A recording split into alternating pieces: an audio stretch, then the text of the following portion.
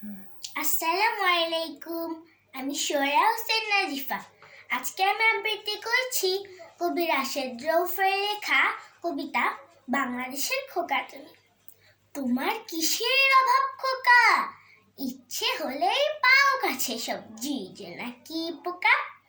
তোমার আছে সবুজ পাহাড়, ফুলের বাহার নদী, তোমার বুকেই যাক না বয়ে জোয়ার নিরবধি। তোমার আছে বৃক্ষলতা, মোহন চাঁদের হাসি, কিচিরমিচির শব্দে পাখি বলছে ভালোবাসি। তোমার আছে লাল ইতিহাস, যুদ্ধ জয়ের ভাষা, ৩০ লক্ষ শহীদ তোমার জাগিয়ে রাখে আশা।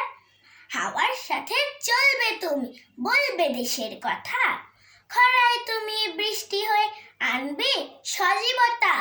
বাংলাদেশের খোকা তুমি, তোমার তো নেই ভয়, তোমার পায়ে লুটিয়ে পড়ে হাজারটা বিস্ময়। আমার আবৃত্তিটি এতক্ষণ মনোযোগ দিয়ে শোনার জন্য আপনাদেরকে ধন্যবাদ।